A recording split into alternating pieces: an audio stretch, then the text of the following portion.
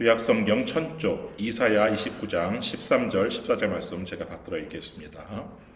주께서 이르시되 이 백성이 입으로는 나를 가까이 하며 입술로는 나를 공경하나 그들의 마음은 내게서 멀리 떠났나니 그들이 나를 경외함은 사람의 계명으로 가르침을 받았을 뿐이라.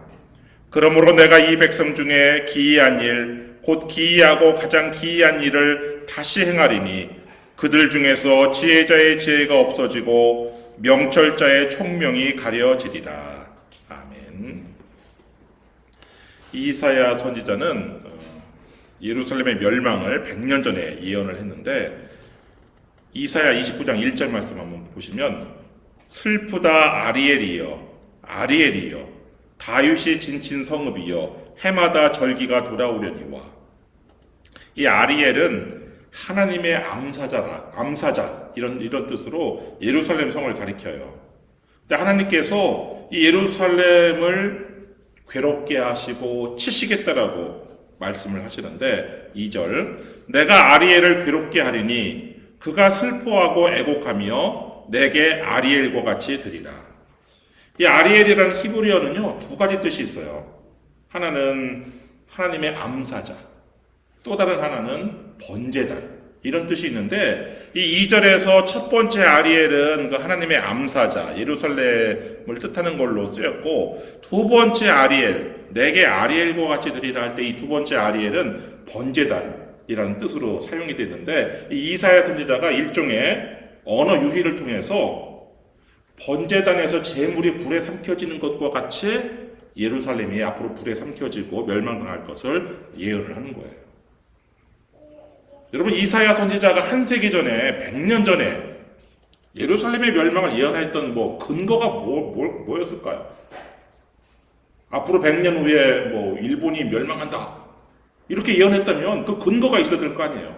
왜? 뭐 때문에? 이 이사야 선지자가요 사역할 당시에 북왕국 수도 사마리아는 아수르에 의해서 멸망을 당했어요. 근데 다행히 예루살렘은 살아남았어요. 그 예루살렘을 포위했던 아수르 군대가, 예루살렘도 함락되고 망할 뻔했지만 예루살렘을 포위했던 그 아수르 군대를 하나님의 천사가 그냥 하룻밤에 다 멸망을 시켰어요. 그 열왕기하 19장 35절 말씀 보면 이 밤에 여호와의 사자가 나와서 아수르 진영에서 군사 18만 5천 명을 친지라. 아침에 일찍 일어나 보니 다 송장이 되었더라. 근데 이것은요 예루살렘이 의로웠기 때문이 아니에요. 이 아수르 왕 사네립의 교만을 하나님께서 치신 거예요. 이 사네립이요 히스기야에게 이런 편지를 보내는데 열왕기하 19장 10절로 11절 말씀 보면 내가 믿는 내 하나님이 예루살렘을 아수르 왕의 손에 넘기지 아니하겠다는 말에 속지 말라. 이 말은 누가 했어요? 이사야 선지자가 했죠. 선지자 이사야의 말에 속지 말라는 거예요. 왜냐? 아수르의 여러 왕이 여러 나라에 행한 바 진멸한 일을 내가 들었나니 내가 어찌 구원을 얻겠느냐? 내가 믿는 내 하나님이 어떻게 예루살렘을 내 손에서 구원할 수 있겠느냐? 이런 식으로 아주 교만을 떨었어요. 그래서 하나님께서 예루살렘이 의로워서가 아니라 이 아수르 왕 사네립의 교만 때문에 아수르 왕의 군대를 하룻밤에 다 18만 5천 명을 송장으로 만든 것인데, 그런데 이 예루살렘 백성들은 마치 자신들이 하나님을 잘 경외하였기 때문에 우리가 이렇게 구원을 받았다 이렇게 생각을 한 거예요. 당시 유다 사람들은 북왕국 너희들은 우상을 숭배하다가 멸망했지만 우리는 성전이 예루살렘에 있고 이 성전에서 우리는 하나님을 경배했기 때문에 우리는 멸망당하지 않았다 이렇게 생각을 했단 말이에요. 근데 이것이 그들의 얼마나 착각이었는지 하나님께서 오늘 본문에서 말씀을 하시는데 13절 주께서 이르시되 이 백성이 입으로는 나를 가까이 하며 입술로는 나를 공경하나 그들의 마음은 내게서 멀리 떠났나니 그들이 나를 경외함은 사람의 계명으로 가르침을 받았을 뿐이라. 당시 백성들은요 말로는 하나님과 아주 가까운 채였어요. 우리 말로만 들으면 그냥 아멘 할렐루야 하는 사람들이 있어요. 그냥 입술로는 하나님께 영광을 돌립니다. 막 하나님을 영화롭게 했어요. 근데 그 마음은 하나님을 멀리 했어요. 사람들은 겉만 보고 그냥 믿음이 좋은 줄 알고 속죠. 근데 중심을 감찰하시는 하나님은 속지 않으시죠. 물론 우리도 속지 않는 방법이 하나 있어요. 예수님께서 가르쳐 주신 방법인데 마태복음 7장 16절 말씀 보면 그들의 열매로 그들을 알지니 가시나무에서 포도를 또는 엉겅퀴에서 무화과를 따겠느냐. 말이 아닌 행위를 보고 그들이 어떤 사람인지 아는 거예요. 당시 유다 백성들은요, 하나님 앞에 나와서 예배는 열심히 막 겉으로 볼 때는 막 열심히 예배하는 것처럼 보였어요. 근데 뒤로는 악을 행했어요. 그래서 하나님께서 그런 형식적인 예배를 드리는 백성들을 책망을 했는데 이사야 1장 12절 말씀 보면 너희가 내 앞에 보이러 오니 이것을 누가 너희에게 요구하였느냐 내 마당만 밟을 뿐이니라. 그리고는 막 기도는 아주 열심히 해요. 왜? 열심히 기도하면 하나님께 들어주신다고 생각을 해가지고. 근데 하나님께서 기도 응답을 안 하시는 이유에 대해서 이렇게 말씀하시는데 이사야 1장 15절 너희가 손을 펼 때에 내가 내 눈을 너희에게서 가리고 너희가 많이 기도할지라도 내가 듣지 아니하리니 이는 너희의 손에 피가 가득합니다. 악행 때문에 그들이 저지르는 악행 때문에 하나님이 아무리 기도를 많이 해도 듣지 않으시겠다고 하시는 거예요. 여러분 삶 속에서는 그냥 악한 행실로 손에 잔뜩 피를 묻히고서는 새벽 기도, 철야 기도, 금식 기도하면 하나님께 들어주십니까? 하나님으로부터 기도 응답 받으려면요 회개가 선행되어야 돼요. 이사야 1장 16절 17절 말씀 보시면 너희는 스스로 씻으며 스스로 깨끗하게 하여 내 목전에서 너희 악한 행실을 버리며 행악을 그치고 선행을 배우며 정의를 구하며 학대받는 자를 도와주며 고아를 위하여 신원하며 과부를 위하여 변호하라 하셨느니라. 회개는요 아유 잘못했습니다 말로만 그렇게 하고 뒤로 돌아가서 똑같이 하는 게 회개가 아니고 악한 행실을 버리고 깨끗이 손을 떼는 거예요. 악에서. 그리고 선행을 배우는 거예요. 옳은 일을 하는 걸 배우고 바른 삶을 찾는 것, 그게 바로 회개죠. 그렇게 회개한 후에 하나님께 기도해야 하나님께서 그 기도를 들으시고 응답해 주시는 것이죠. 근데 당시 유다 백성들은요 하나님의 말씀, 하나님의 법에는 귀를 기울이지 않았어요. 그리고 형식적인 종교생활을 하니까 그들의 삶은 얼마나 악이 가득했는지 소돔과 고모라에 비견되었어요. 이사야 1장 10절 말씀 보면 너희 소돔의 관원들아 여호와의 말씀을 들을지어다. 너희 고모라의 백성아 우리 하나님의 법에 귀를 기울일지어다. 여러분 소돔과 고모라가 얼마나 악한 도시였어요. 하나님께서요 직접 심판하신 죄악의 도시가 소돔과 고모라예요.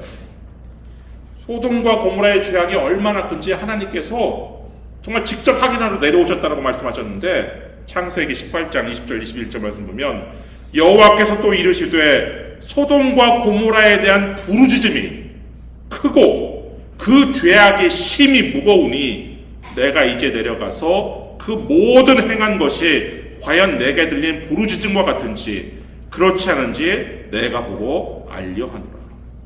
소돔과 고모라에서 벌어지는 악행이 얼마나 큰지요 그냥 울부짖음이 하늘에 사무쳤어요. 이 소돔과 고모라의 법이요 부자들을 위한 법이었어요. 가진 자들을 위한 법이고 있는 자들을 위한 법이었어요. 그래서 그 법에 의해서 판사가 판결을 내리면 항상 약한 자, 가난한 자는 당하게 돼 있어요. 그래서 그들이 하나님께 호소한 것이 울부짖음이 하늘에 상달됐던 것인데 결국 소돔과 고모라는 의인 10명이 없어서 멸망을 당했어요. 근데 지금 예루살렘이 바로 그 소돔과 고모라처럼 되었다는 거예요. 이사야 1장 21절 말씀 보면 신실하던 성읍이 어찌하여 창기가 되었는고 정의가 거기에 충만하였고 공의가 그 가운데 거하였더니 이제는 살인자들 뿐이로다. 하나님의 성전이 있는 예루살렘이요, 아리엘이, 하나님의 암사자라는 그런 별명을 가졌던 아리엘이 죄로 가득 찬 성읍이 되었어요. 이사야 1장 13절 말씀 보면 내 고관들은 패역하여 도둑과 짝하며 다 뇌물을 사랑하며 예물을 구하며 고아를 위하여 신원하지 아니하며 과부의 송사를 수리하지 아니하는도다. 이 지도자들이란 자들이 하나님께 반역을 해요. 하나님의 말씀에 순종하지 않아요. 그래서 도둑질하지 말라는 하나님의 말씀에도 불구하고 도둑놈이 됐어요. 그뿐만 아니라 뇌물을 좋아해가지고 이 뇌물에만 마음을 둬가지고 뇌물을 줄 수 없는 고아, 과부, 이런 사회적 약자의 그런 억울함을 풀어주지 않는 거예요. 나한테 선물 갖고 오지 않으면, 뇌물 갖고 오지 않으면 아예 처리를 안 해주는 거예요. 그래서 그 가난한 자들의 억울한 하소연이 하늘에 지금 다 닿은 거예요. 결국 하나님께서 100년 전이긴 하지만 이사야 선지를 통해서 이렇게 예루살렘의 예루살렘을 멸망하시겠다라고 경고하는 지경까지 지금 이르는 거란 말이에요. 그런데도 이 예루살렘은 회개를 하지 않아요. 오히려 이사야 선지자를 뒤에 나오겠지만 톱으로 썰어서 죽여요. 그렇게 계속해서 이 예루살렘의 타락이 가속화돼 가지고 마지막 예루살렘의 멸망 직전에는요, 소돔과 고모라처럼 의인 10명이 없었어요. 예레미야 5장 1절 말씀 보면 너희는 예루살렘 거리로 빨리 다니며 그 넓은 거리에서 찾아보고 알라. 너희가 만일 정의를 행하며 진리를 구하는 자를 한 사람이라도 찾으면 내가 이 성읍을 용서하리라. 이사야는 사마리아의 멸망 때 활동한 선지자였다면 이 예레미야는 예루살렘의 멸망을 직접 눈으로 보고 몸으로 겪은 선지자잖아요. 그래서 예레미야 애가를 지었잖아요. 이 예레미야 때의 예루살렘은요, 정의를 행하며 진리를 구하는 사람을 한 사람도 거리에서 찾아볼 수 없는 그런 지경에까지 이르렀어요. 그러니까 뭐 소돔과 고모라는 의인 10명이 없었지만 이 예루살렘은 소돔과 고모라보다 더 악한 성읍이 된 거예요. 지금 형식적인 종교와 우선적인 신앙에는 있죠. 성전이 여전히 있으니까. 그렇지만 정의를 행하고 진리를 구하는 사람이 한 사람도 없었어요. 그래서 멸망에 이르는 거예요. 한편 신약에서 예수님께서는요, 이 말씀을 서기관들과 바리새인들을 향해 인용하셨는데, 이 발단은요, 이 바리새인들과 서기관들이 예루살렘으로부터 와가지고 예수님한테 시비를 걸러 온 거예요. 예수님의 제자들이 전통을 지키지 않는다고 시비를 걸어요. 마가복음 7장 5절 말씀 보면 이에 바리새인들과 서기관들이 예수께 묻되 어찌하여 당신의 제자들은 장로들의 전통을 준행하지 아니하고 부정한 손으로 떡을 먹나이까? 당시에 어떤 전통이 있었냐면요, 깨끗한 손으로, 그러니까 깨끗이 손을 씻고 음식을 먹어야 하는 그런 전통이 있었어요. 근데 이거는 하나님의 말씀은 아니죠. 성경에 어디 뭐 씻지 아니한 손으로 떡을 먹으면 안 된다 이런 말씀이 어디 있어요? 그런 거 없어요. 지키면 좋지만, 위생상 지키면 좋지만 어쩔 수 없이 직업상 지키지 못하는 사람도 있단 말이에요. 예를 들어 목축이나 농사일을 하는 사람들이 어떻게 매번 손을 막 깨끗이, 이 바리새인들과 서기관들은 어떤 사람들이에요? 오늘날 말하면 화이트 칼라잖아요.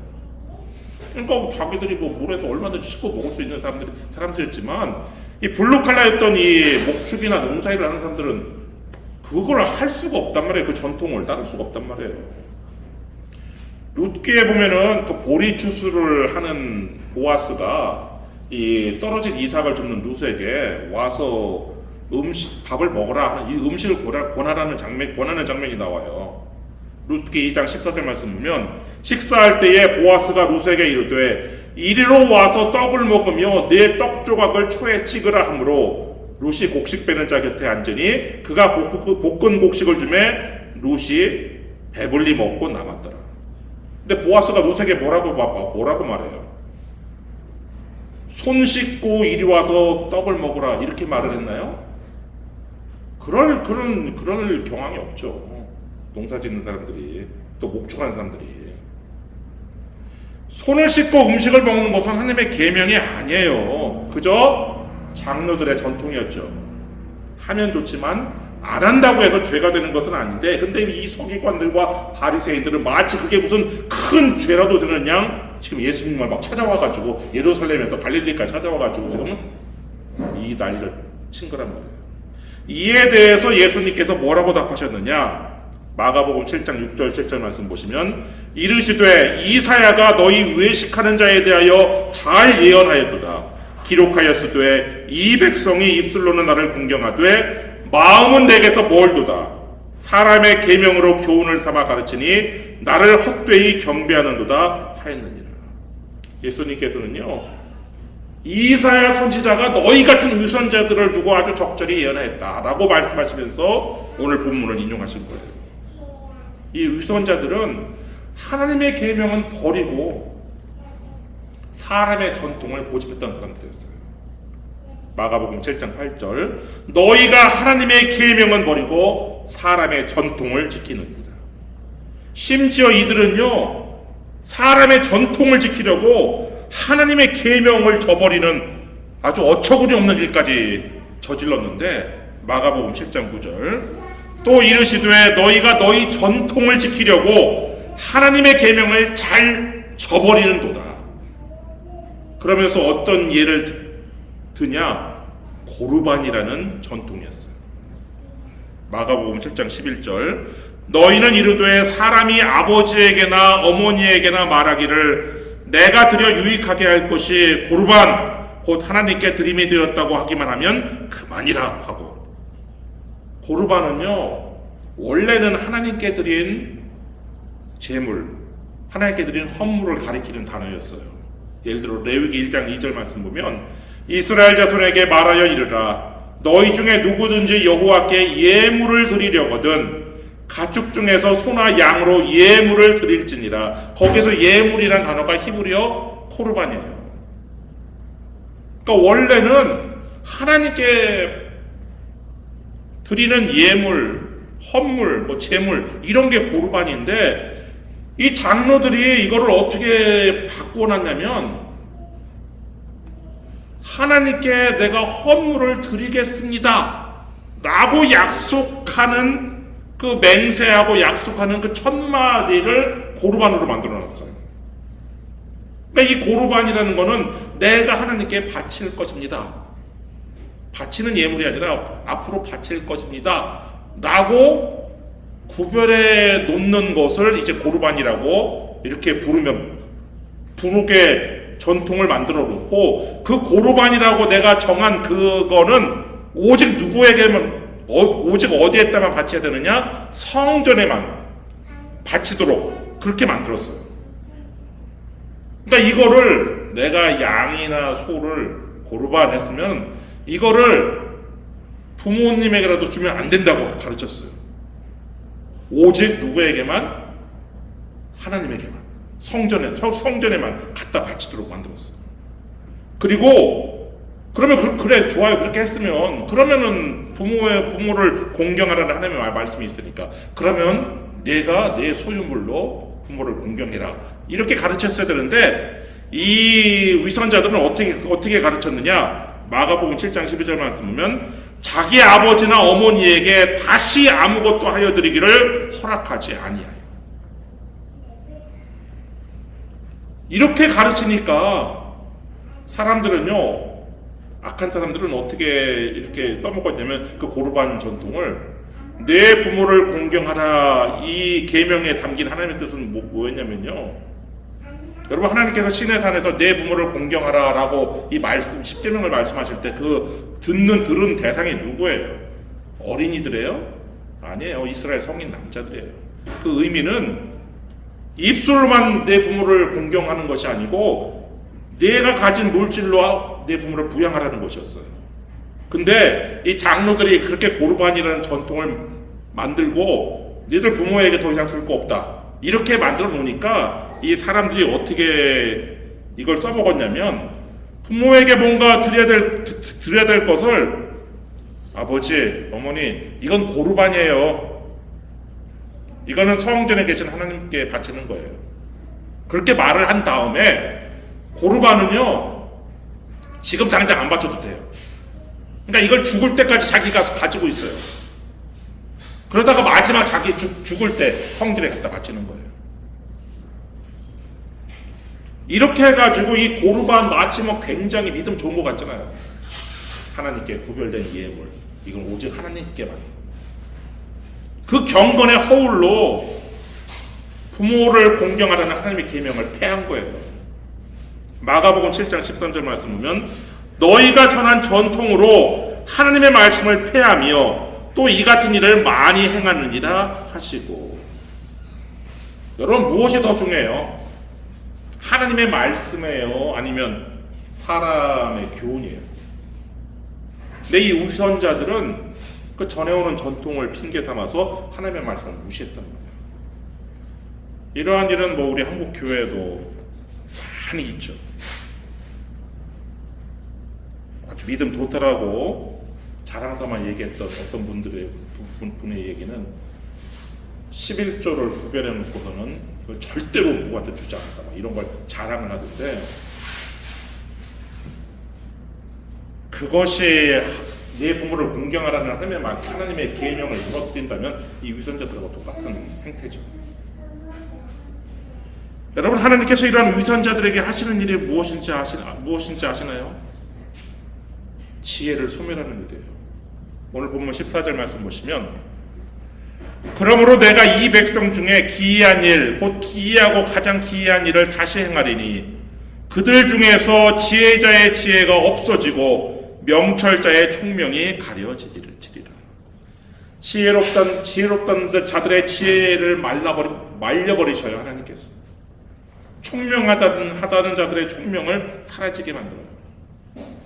그래서 예루살렘이 멸망한 거예요. 그 가운데 지혜가 아무도 없으니까. 그리고 지금 예수님을 대적해서 일어났던 그 위선자들은 예수님이 메시아라는 것, 그리스도라는 것, 하나님의 아들이라는 것을 알아보지 못하고 십자가에 못 박아 죽였단 말이에요. 그리고는 자기들이 그렇게 한 다음에는 이제 사람들한테 어떻게 얘기하느냐? 어떻게 메시아가 십자가에 못 박혀 죽을 수 있느냐? 이렇게 하면서 또 예수님을 배척했어요.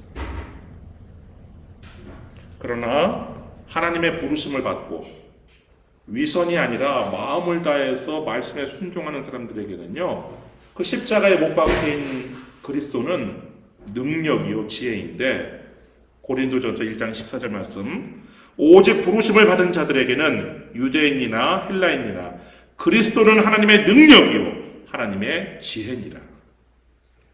그래서 여러분이 하나님의 능력과 하나님의 지혜를 갖기 위해서는요, 위선적인 모든 위선을 버려야 돼요. 입술로는 주여 주여 하고 예배에 참석은 하지만 마음은 하나님의 법과 멀리 떴더라고.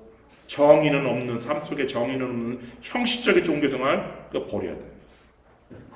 고르반이라고 말하면서 이거 하나님께 바치기로 된 겁니다 라고 말하면서 부모를 외면했던 위선자들처럼 신앙이라는 이름으로 순종을 피해가고 있었던 것이 있다면 회개하셔야 돼요. 여러분 하나님은 오늘도 묻고 계셔요. 정의를 행하며 진리를 구하는 자가 한 사람이라도 있느냐? 정의를 행하며 진리를 찾는 자가 한 사람이라도 있느냐? 여러분 사람은 속일 수 있죠. 교회도 속일 수 있어요.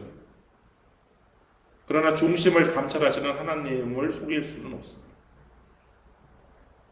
오늘 우리는 결단을 해야 되죠. 입술의 신앙을 버리고 마음의 신앙으로 돌아가야 되죠. 형식의 예배를 멈추고 회개의 예배로 나아가야 돼요. 전통이 아니라 사람이 만든 교훈이 아니라 하나님의 계명, 하나님의 말씀을 붙잡아야 돼요. 여러분 하나님께서 완벽한 사람을 찾으신다고 하셨나요? 아니죠. 정의를 행하며 진리를 구하는 자, 회개하는 자를 찾으시죠. 여러분이 하나님께서 찾으시는 그 한 사람이 되기를 주님의 이름으로 축원합니다. 기도하겠습니다.